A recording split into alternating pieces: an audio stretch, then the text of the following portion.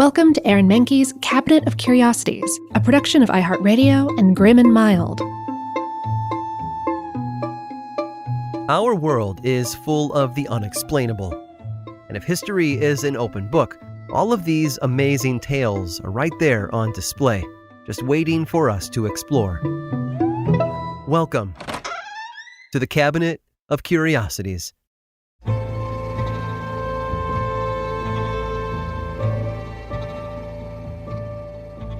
America's national pastime has seen its fair share of legends. Greats like Jackie Robinson, Willie Mays, Ted Williams, and Ty Cobb have left their marks, not just on baseball, but on the landscape of American sports. Yet there are two players who have been named as legends despite suffering a few embarrassing losses at the heights of their careers. Specifically at the hand, the arm of one unsuspecting pitcher. The name Jackie Mitchell probably doesn't ring a bell, even to the most ardent baseball fans. Mitchell was a left-handed pitcher for a minor league team in Chattanooga, Tennessee. Before that, Mitchell grew up learning from some of the best pitchers the game had ever seen. Dazzy Vance, who had played for the Brooklyn Dodgers in the 1920s, had once taught the up-and-comer how to throw a sinker. There were also the kids around town who would all play ball together, giving Mitchell all the practice needed to take on the biggest names in baseball, specifically Babe Ruth and Lou Gehrig. By 1931, Ruth was a star on the field and off. He'd already won 3 World Series with the New York Yankees. He'd been in a feature film, and he was doing some of the best playing of his life. And Lou Gehrig, Ruth's teammate, was right behind him, in more ways than one. Where Ruth batted third in the lineup, Gehrig batted fourth. From extra base hits to total bases, Lou Gehrig's stats were often 1 or 2 places behind the Babes, making the two players a powerful duo on the field. In 1931, Joe Engel, formerly of the Washington Senators, was looking for a way to boost ticket sales for his minor league Tennessee baseball team. It just so happened that the Yankees were passing through Chattanooga on their way back from spring training in Florida. They decided to play a few exhibition games against Engel's team, the Lookouts, which were sure to drum up business. After all, it wasn't every day that Chattanooga locals got to see Babe Ruth and Lou Gehrig play against their hometown heroes. And to really seal the deal, Engel brought over his newly signed pitcher, Jackie Mitchell, to face the Babe and the Iron Horse head-on. Mitchell couldn't wait to knock Ruth and Gehrig for a loop, especially with the possibility of a big league career on the line. The date was set. On April 2nd, 4,000 cheering fans filled the stands at Engel Stadium. The day before, reporters had interviewed Mitchell, who was quoted as saying, "I'll do my best, and will go out there with plenty of pep and with my mind made up on one thing, to fan Babe Ruth." The pitcher took the mound. Ruth stepped up to the plate. The crowd roared. Mitchell threw the first pitch as a ball inside, a rough start. A second pitch flew over the plate. Ruth swung and missed. Strike 1. Another pitch came sailing through, and he swung once more. Strike 2.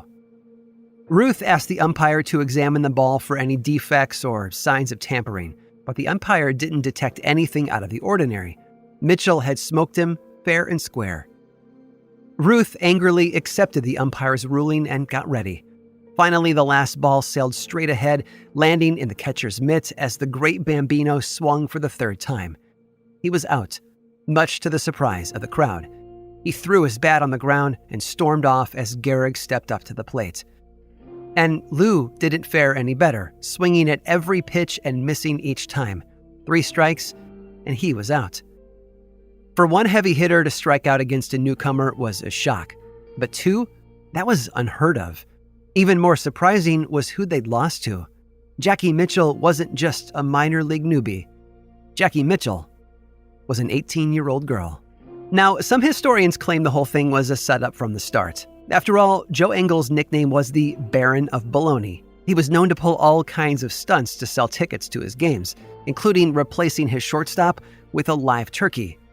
Pitting an unknown Mitchell against 2 willing participants in Ruth and Gehrig may have been just another ruse to get people in the seats. Others believe Mitchell really did strike them out. Neither Ruth nor Gehrig ever admitted to being in on it. She was young and inexperienced, so it was possible that they just didn't expect her to pitch the way that she did, and missed because of it. Either way, Jackie Mitchell died in 1987 believing that she had struck out Babe Ruth and Lou Gehrig. She was a legend in her own right and an inspiration to women everywhere.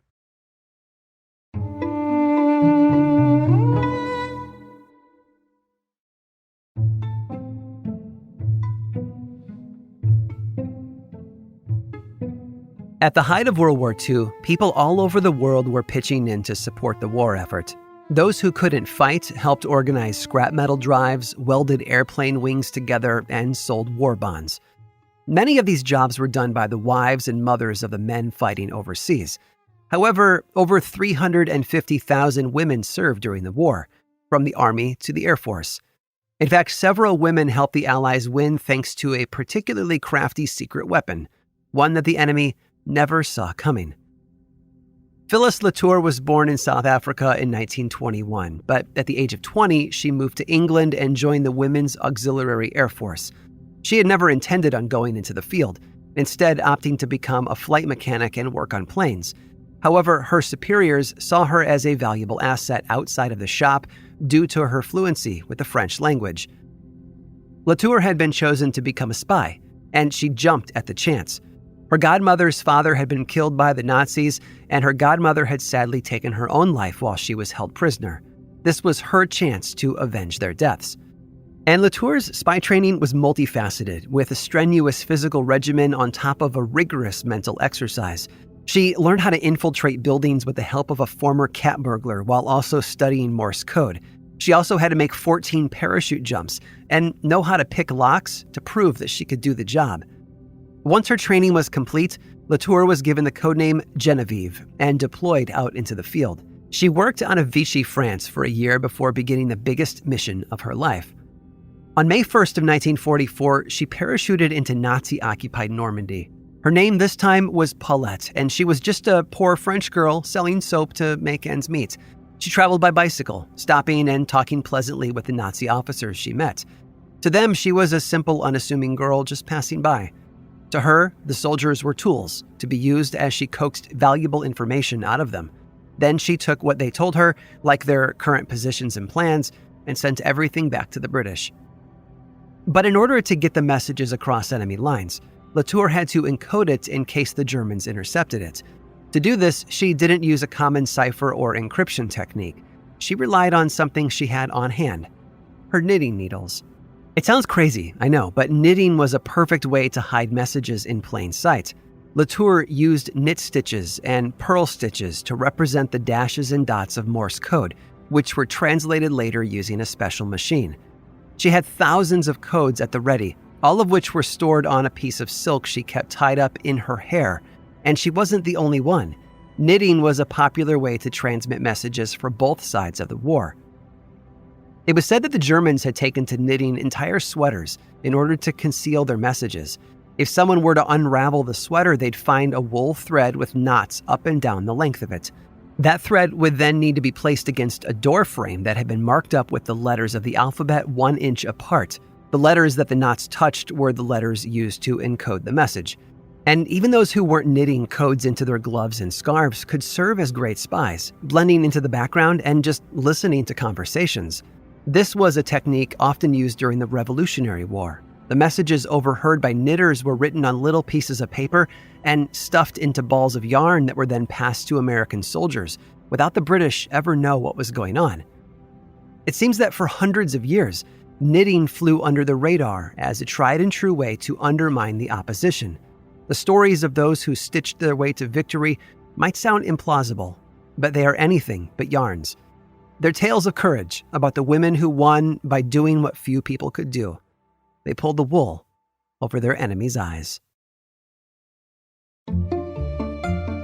I hope you've enjoyed today's guided tour of the Cabinet of Curiosities. Subscribe for free on Apple Podcasts or learn more about the show by visiting curiositiespodcast.com. This show was created by me, Aaron Mahnke, in partnership with How Stuff Works. I make another award-winning show called Lore, which is a podcast, book series, and television show. And you can learn all about it over at theworldoflore.com. And until next time, stay curious.